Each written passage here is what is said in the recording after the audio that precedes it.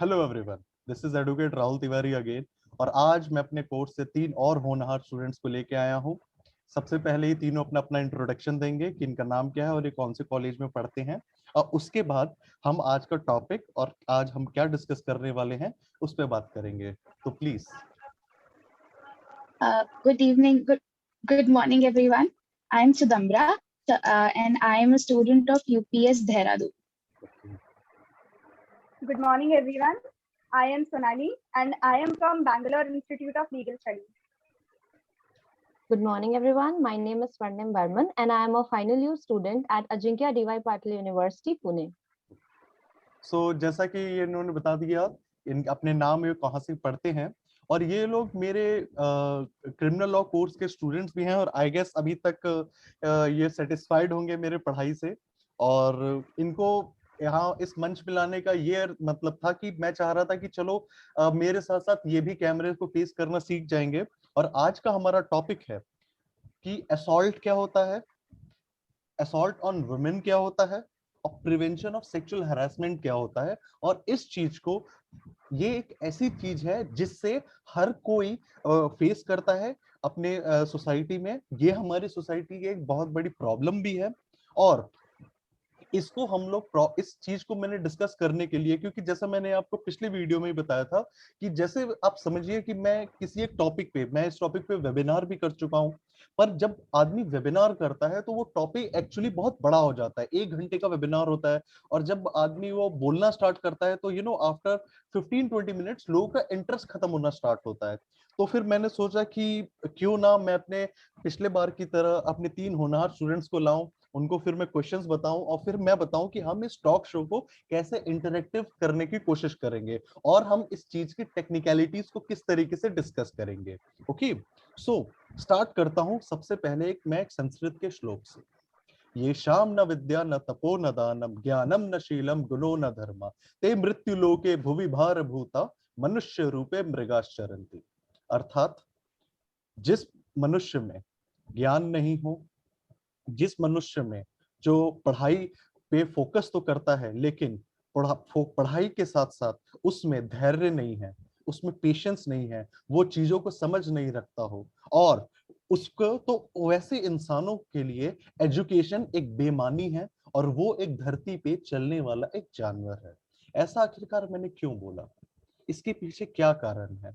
वो इसलिए क्योंकि sexual harassment at work place, अगर हम कई ऐसे सिचुएशंस भी देखें, कई ऐसे केसेस भी देखें, तो वहां पे जो आरोपी हैं वो वैसे होते हैं जो बहुत पढ़े लिखे होते हैं, उनके पास बहुत बड़ी बड़ी डिग्रियां होती है और फिर उनपे ऐसे घिनौने और संगीन इल्जाम लगते हैं। तो इसीलिए फिर सवाल उठता है कि आखिर ऐसी पढ़ाई का अर्थ ही क्या जब आप एक औरत की इज्जत करना नहीं जानते। महात्मा गांधी ने भी कहा था कि be the change you want to see. जब हम एक ऐसे समाज की कल्पना करते हैं तो हम एक ऐसे समाज की कल्पना करते हैं कि जहां पे और सेफ्टी हो, औरत अपने आप को सुरक्षित महसूस करे। लेकिन ये जो हमारी परिकल्पना है वो सच कैसे होगी जब हम खुद ही एक औरत को गलत नजरिए से देखें, एक औरत को उसके कपड़ों से जज करें, एक औरत को एक हवस की भरी नजरों से देखें। तो क्या हम एक सभ्य समाज की कल्पना कर सकते हैं? जी नहीं। 2020 फरवरी की एक घटना है जब मुझे एनएलयू दिल्ली में as a resource person invite किया गया था। टॉपिक भी यही था, prevention of sexual harassment at work place. और उसमें बहुत ही बड़े बड़े दिग्गज आए थे। मैं तो एकदम एक एडवोकेट के रूप में गया तो था, बट एक कोना पकड़ के बैठ गया था कि इतने बड़े बड़े दिग्गज लोग आए हैं, यहाँ पे मैं अपना रिसर्च प्रेजेंट करने की बजाय सुनने में ज्यादा यकीन करूंगा कि आइए कैसे कैसी बात बताएंगे। तो वहां पे एक सीनियर प्रोफेसर थी, प्रोफेसर ऋतु गोयल। उन्होंने अपने लेक्चर में एक बहुत बड़ी बात बोली। उन्होंने कहा कि आधे से ज्यादा औरतें सिर्फ सेक्सुअल हरासमेंट की वजह से अपना काम छोड़ देती हैं और घर पे समय देने लगती हैं, अपने घर के कामकाज में लग जाती हैं। और वैसी स्किल्ड औरतें अगर वापस से इंडिया के वर्क फोर्स में, जो हमारी जो मेन फोर्स है, उसमें वापस आ जाए तो इंडिया की जीडीपी दोस्तों 1.5 से लेकर, मैं नहीं कह रहा कि जैसे सपोज करिए 4% है तो वो या तो 5.5% या 4% से लेकर 13.5% तक बढ़ सकती है। जी हाँ, ये डॉक्टर ऋतु गोयल और अन्य रिसर्चर्स के शोध में ये चीज को पाया गया था।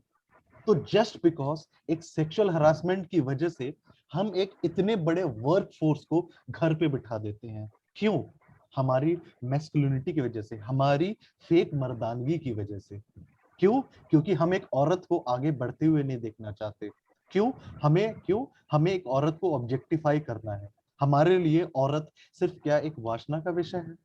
ये इस चीज पे हमें सोचने की जरूरत है। और जैसा कि मैंने आपको पहले ही बताया, मैं गुड़गांव डिस्ट्रिक्ट कोर्ट में प्रैक्टिस करता हूँ। वहां पर भी मैंने ऐसी चीजें बहुत बार देखी हैं कि लोगों की, वर्किंग वुमेन जो होती है उनके लिए क्या राय है, वो ऐसा क्या सोचते हैं। जो रेप की घटनाएं हैं उसके लिए वो खुद एक औरत को दोषी दे देते हैं।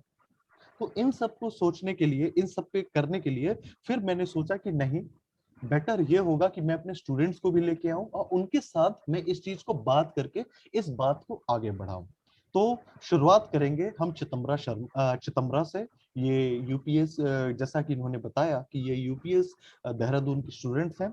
और धीरे धीरे फिर मैं सोनाली जी से अपने सवाल लूंगा और फिर आखिरी में स्वर्णिम बर्मन जी से मैं सवाल लूंगा। और इनके सवालों से मैं इस पूरे कंसेप्ट को, आईपीसी के, जो हमारे इंडियन पीनल कोड के जो कंसेप्ट है कि असॉल्ट ऑन वुमेन, और कैसे ये सेम चीज prevention of sexual harassment at work place में यूज होती है और क्या क्या रेमेडीज हमारे पास अवेलेबल है।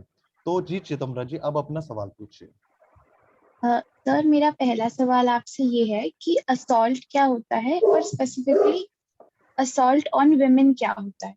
ओके, जैसा कि चिदम्बरा आपको पता होगा कि जैसा मैंने क्लास में बताया था, असॉल्ट जो है वो, असॉल्ट से पहले हम देखेंगे कि सबसे पहले क्रिमिनल फोर्स, और फोर्स क्या है।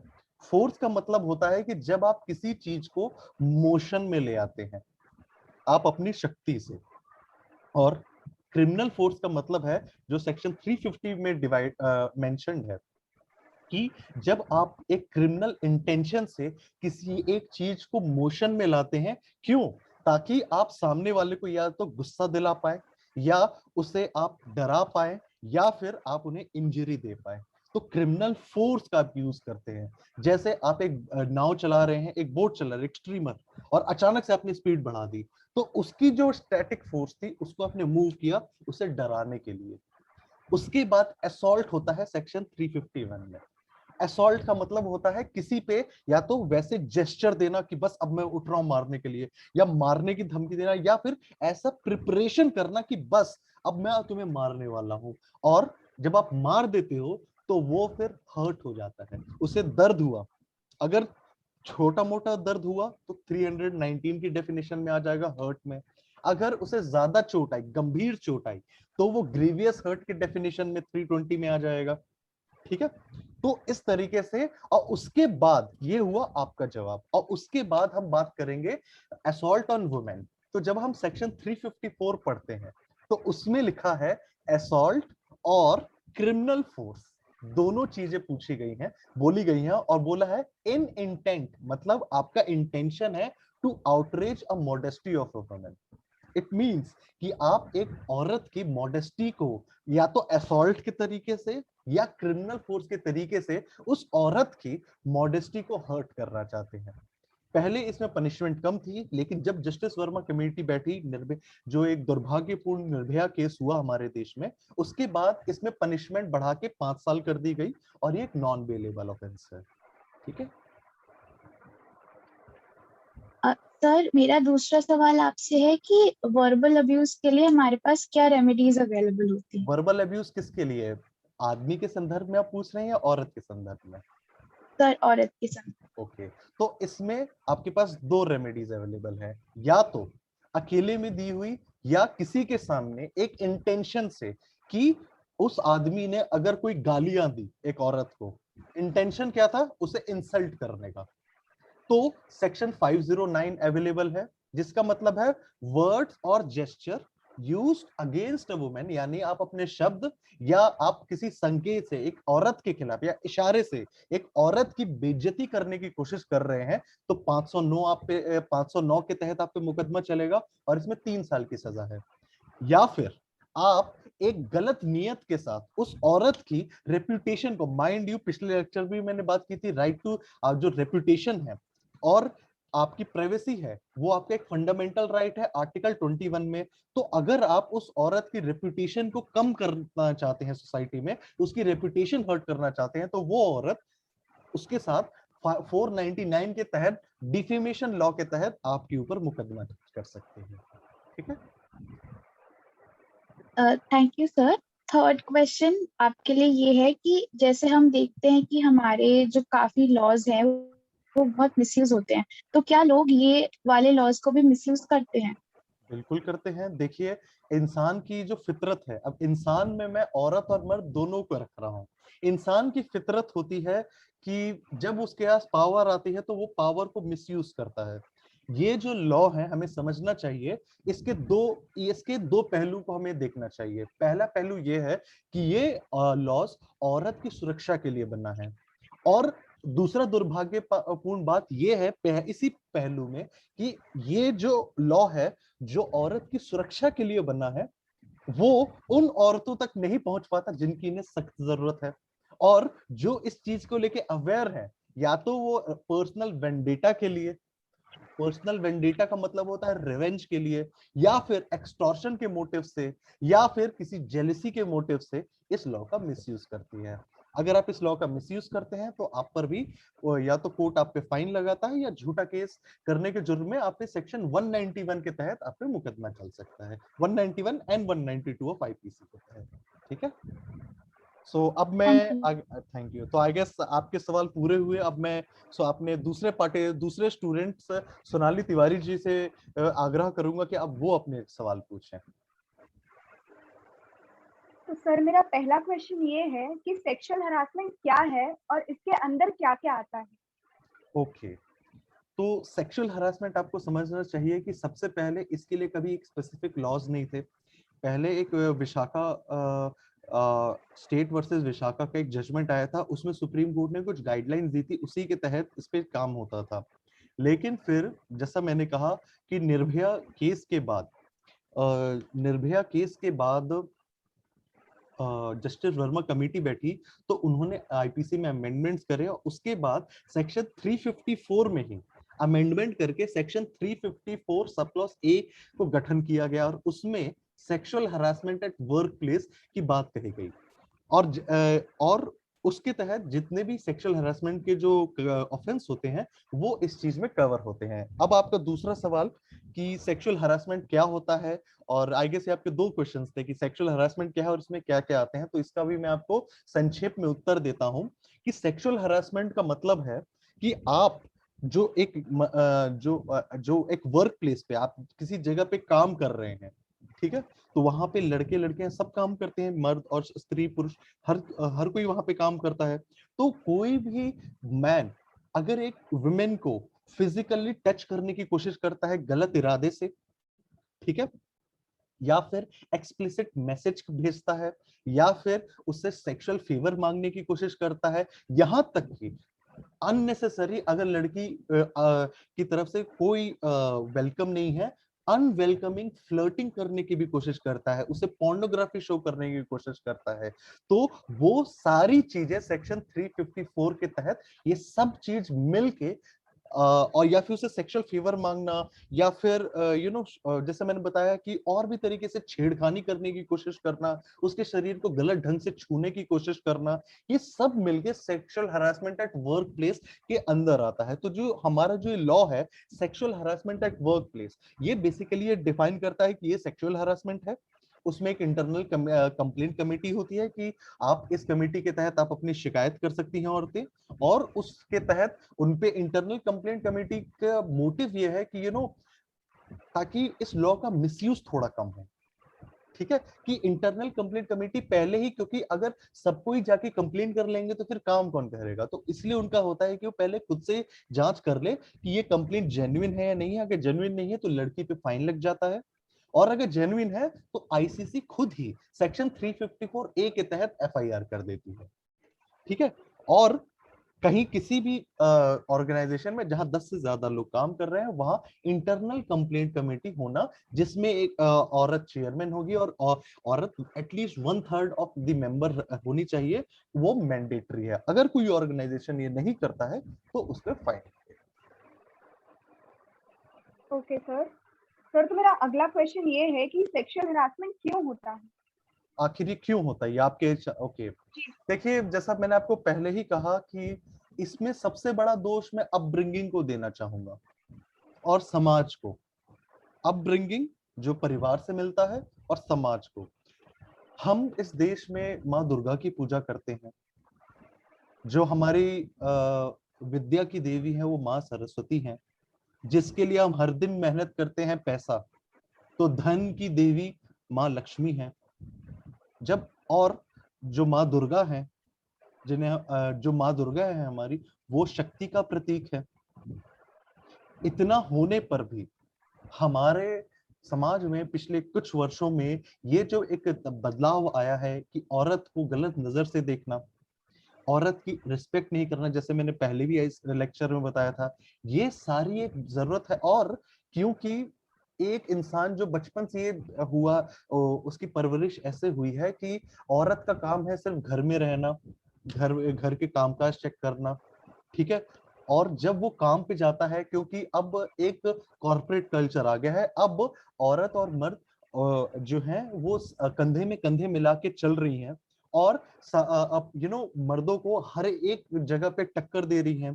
तो कहीं ना कहीं ये चीज उनकी जो फेक मैस्कुलिनिटी है, जो फेक मर्दानगी है, उस चीज को भी, और उनके पेट्रियार्कल सोच को, उसकी रूढ़िवादी सोच को जो भी हर्ट करती है, तो उस पे भी ये लोग, वो भी एक बहुत बड़ा कारण है कि लोग ऐसी हरकतें अटेम्प्ट करते हैं। और जैसा कि फिर मैंने कहा कि एक परवरिश का, कि जो बचपन से उनके मन में है कि औरत तो सिर्फ औरत का काम घर के अंदर होता है, बच्चे पैदा करना होता है, और एक वासना की नजर से वासना की पूर्ति के लिए औरत को ऑब्जेक्टिफाई करना, इस चीज को ही जब वो इंसान लेके बड़ा होता है, और जब वो अपने वर्क फोर्स में जाता है, और जब वो एक देखता है कि औरत भी उसके साथ काम कर रही है, तो ये सारी चीजें उसको इंस्टिगेट करती हैं। तो जरूरत वही है कि जैसा महात्मा गांधी जी ने हमें कहा था कि be the change you want to see. हमें जो बदलाव हम समाज में जो देखना चाहते हैं, हमें उस बदलाव को खुद पे हमें सबसे पहले अमल करना होगा। हमें जरूरी है कि एक सभ्य समाज बने, तो हम सबको इंडिविजुअल लेवल पे सबसे पहले ये सोचना होगा कि हम एक औरत की इज्जत करना सीखें, औरत को उसके कपड़ों पे जज ना करें, और इसी तरीके के बदलाव से ही ऐसी घटनाएं कम होंगी। सो आई गेस सोनाली जी, आपके भी सवाल अब पूरे हुए। अब मैं जाना चाहूंगा अपने आखिरी पार्टिसिपेंट्स जो है हमारे स्वर्णिम बर्मन, और अब मैं उन्हें बोलूंगा कि अब वो अपने सवाल पूछें। Thank you sir. सर, जैसा कि हम जान रहे हैं कि आजकल वर्क फ्रॉम होम का कल्चर बहुत ज्यादा प्रचलित है सर, तो क्या इस एक्ट के एम्बिट में वर्क प्लेस, आप जैसे बोलते हैं, वर्क फ्रॉम होम भी आएगा? देखिए, सबसे पहली बात, उसके लिए हमें section 2 sub clause o of prevention of sexual harassment at work place को पढ़ना पड़ेगा।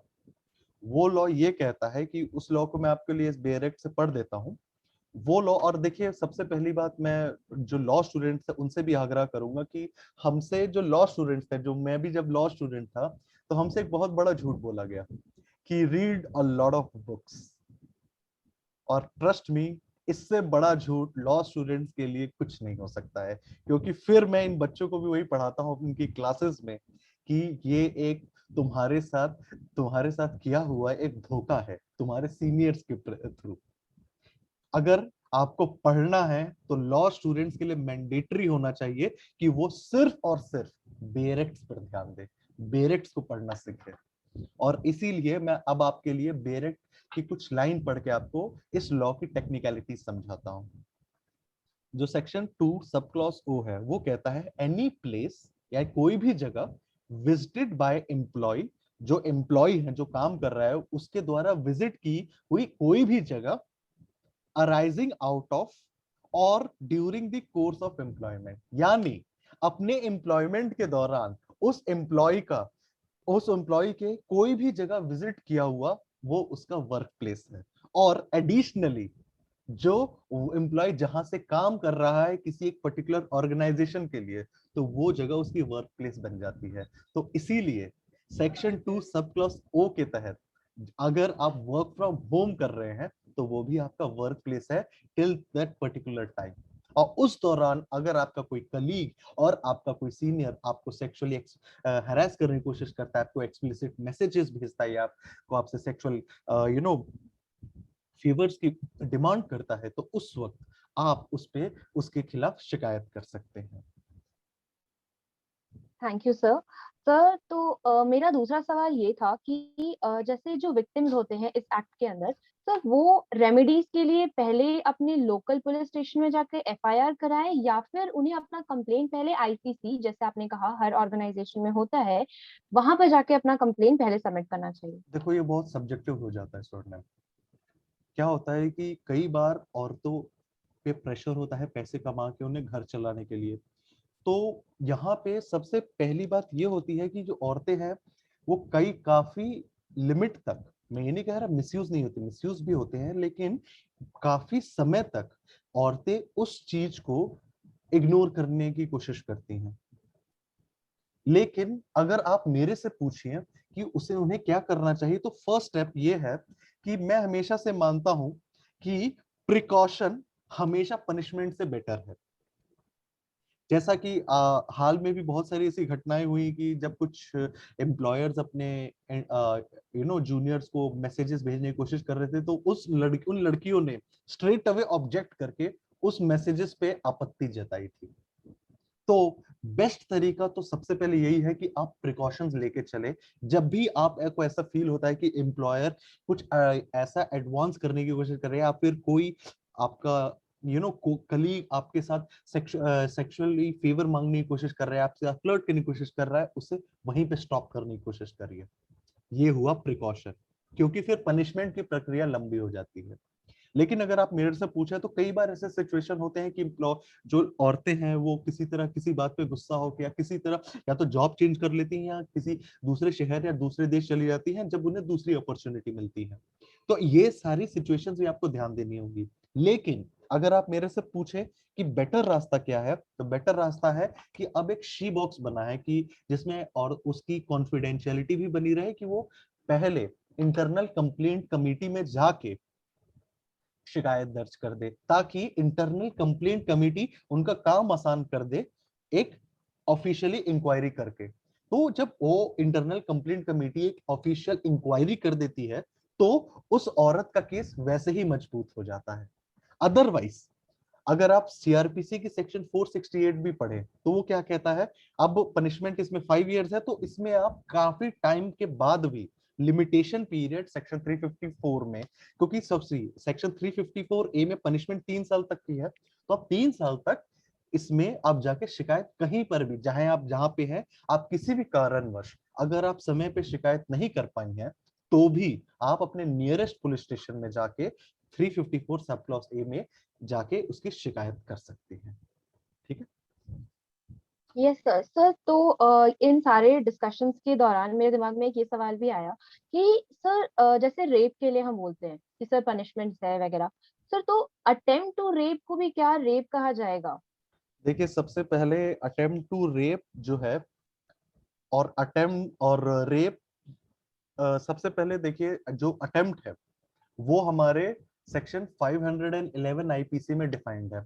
और सेक्शन 511 आईपीसी ये कहता है कि अगर किसी भी ऑफेंस के लिए, किसी भी अटेम्प्ट के लिए, ऑफेंस के अटेम्प्ट के लिए अगर स्पेसिफिक प्रोविजंस नहीं दी है तो वो सारे अटेम्प्ट ऑफ ऑफेंसेस सेक्शन 511 के तहत देखे जाएंगे। जैसे अटेम्प्ट टू मर्डर सेक्शन 307 में मेंशन्ड है, attempt to culpable homicide section 308 में मेंशन्ड है, लेकिन अटेम्प्ट टू रेप कहीं पे भी मेंशन नहीं है। तो अगर रेप अटेम्प्ट होता है तो सेक्शन 511 लगेगा, रीड विथ सेक्शन 376, और उसमें अटेम्प्ट में पनिशमेंट मिनिमम हाफ पनिशमेंट दी जाती है। अब पहले उस पे पहले हमें समझना पड़ेगा कि अटेम्प्ट जो वर्ड है वो है क्या, क्योंकि अटेम्प्ट जो वर्ड है ये एक बहुत ही कंफ्यूजन क्रिएट करता है कि जब रेप हुआ ही नहीं तो क्यों ना हम उसे सेक्शन 354 में उसको डाल दें, attempt force or assault or criminal force used against to outrage the modesty of the woman, क्योंकि रेप तो हुआ नहीं। तो इसी पे एक केस था स्टेट वर्सेस राजेंद्र गांधी का 1979 सुप्रीम कोर्ट का केस। उसमें सुप्रीम कोर्ट ने कि जो गाइडलाइंस थी वो ये मैं आपको बताता हूं कि उसमें ये केस हुआ कि जो एक्यूज थे, आरोपी थे, उन्होंने रेप अटेम्प्ट करने की कोशिश करी, लेकिन किसी कारणवश जो औरत थी वो अपने आप को बचाने में सफल हुई और वहां से भाग गई। हाई कोर्ट ने कहा कि नहीं, ये तो 376 का 511 रीड विद 376 होगा ही नहीं क्योंकि रेप हुआ नहीं। सुप्रीम कोर्ट ने उस फैसले को बदला और 1979 सुप्रीम कोर्ट ने ये फैसला दिया कि भले ही इंटरकोर्स, जिसे हम संभोग कहेंगे, वो ना हुआ हो, लेकिन अगर आरोपी की तरफ से इजैकुलेशन, जिसको हम हिंदी में वीर्य अपसारण कहते हैं, वीर्य अपसारण अगर हुआ है आरोपी की तरफ से, तो वो सेक्शन 354 में ना आकर सेक्शन 511 रीड विद सेक्शन 376 में आएगा। ठीक है, तो Yes. इसको अटेम्प्ट ऑफ रेप ही माना जाएगा और इसमें जो 511 के तहत की मिनिमम आधी पनिशमेंट मिलती है वो उससे मिलेगी।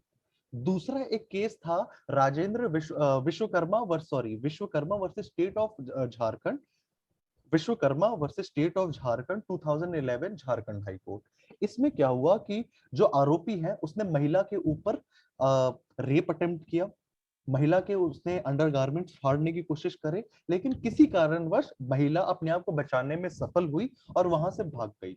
इस केस में भी झारखंड हाई कोर्ट ने state of Maharashtra versus Rajendra का एग्जाम्पल देते हुए उसे 354 में ना रख के section 376 of section 511 read with section 376 के तहत उसे अटेम्प्ट ऑफ रेप का दोषी ठहराया गया। तो इसको आप अटेम्प्ट क्या है बेसिकली इसको समझने का आपको मैं बहुत सरल उपाय बताता हूं। किसी भी क्राइम को करने के लिए या तो आपके पास इंटेंशन या नॉलेज होनी चाहिए। तो इंटेंशन प्लस वो particular act, intention plus act, अगर वो एक्ट फेल हो जाता है तो वो अटेम्प्ट है। तो आप इस चीज को आप नोट डाउन कर सकते हैं कि intention plus act plus fail equals to attempt. लिख लिया तीनों ने? इंटेंशन दूसरी लाइन में लिखिए, intention plus act plus success equals to offence committed. तो जब भी आपका जो वो एक्ट है जिसके लिए आपने वो इंटेंशन किया था, अगर वो सक्सेसफुल हो गया तो ऑफेंस कमिटेड। जैसे आप किसी को गोली मारने गए और आप उसको गोली मारना चाह रहे हैं और आपने उसको गोली मारी, उसे गोली लगी, वो मर गया, offence completed, offence was act was successful, तो वो ऑफेंस बन गया। लेकिन अगर वो मिस हुई, अगर वो वहां से भागने में सफल हुआ लेकिन आपने गोली चला दी थी तो वो अनसक्सेसफुल हुआ, तो ये अटेम्प्ट बन जाता है। तो आई गेस स्वर्णिम आपके भी जवाब का ये आंसर था, क्योंकि जैसा हमारी बातचीत चल रही थी स्वर्णिम ने भी बताया कि ये जहाँ रह रही हैं इनके थोड़े सिक्योरिटी इश्यूज हैं, इसलिए इनको अगर प्रैक्टिस करना होगा तो इन्हें रांची जाना पड़ेगा। तो आखिर इसकी सिचुएशन क्यों आई, ये वीडियो का संदर्भ भी यही था कि इसकी सिचुएशन क्यों आई, कि क्यों एक औरत को, जो एक टैलेंटेड औरत है, लॉ की पढ़ाई कर रही है, अगले साल ये भी हम मेरी तरह लॉयर बन जाएंगी, आखिर क्यों इन्हें अपना होम टाउन छोड़ के अपने राज्य की राजधानी जाके काम शुरू करना पड़ेगा? क्यों नहीं स्वर्णिम अपनी जगह पे अपने प्रैक्टिस को स्टार्ट कर सकती हैं? ये एक बहुत बड़ा सवालिया निशान है। अब देखिए, इसी पर मैंने कहा था, यहीं पे डॉक्टर ऋतु गोयल की ऑब्जर्वेशन थी कि बहुत जो ये औरतें हैं जो अपना काम छोड़ देती हैं सेक्सुअल हरासमेंट की वजह से, या फिर अटेम्प्ट ऑफ रेप की वजह से, या फिर सेक्सुअल असॉल्ट की वजह से, या असॉल्ट की वजह से, और अपने घर बैठ जाती हैं। और यही जब टैलेंटेड औरतें जब वर्क फोर्स में आ जाए तो हमारे देश की जीडीपी 1.5 to 9% तक इंप्रूव कर सकती हैं। इस चीज को हमें सोचने की जरूरत है, क्योंकि जब हम बदलेंगे तभी समाज बदलेगा। तो इससे इस वीडियो के साथ साथ आई होप कि आप इस चीज में विचार करने की कोशिश करेंगे, क्योंकि औरत का सम्मान सबसे ज्यादा जरूरी है एक मर्द के जीवन में। वो मर्द ही क्या जो एक औरत का इज्जत ना कर सके। ठीक है, तो मेरे प्यारे दोस्तों, प्लीज आई होप कि इस वीडियो से मैं आपके लाइफ में कुछ चेंजेस लाने में सफल हुआ हूं। प्लीज इस चीज को सोचिएगा जरूर, और फिर इस अगर आपको मेरी बात अच्छी लगी है, मेरा नाम एडवोकेट राहुल तिवारी है, प्लीज मेरे यूट्यूब वीडियो को लाइक करें और इस चैनल को सब्सक्राइब करें। Thank you so much. नमस्कार।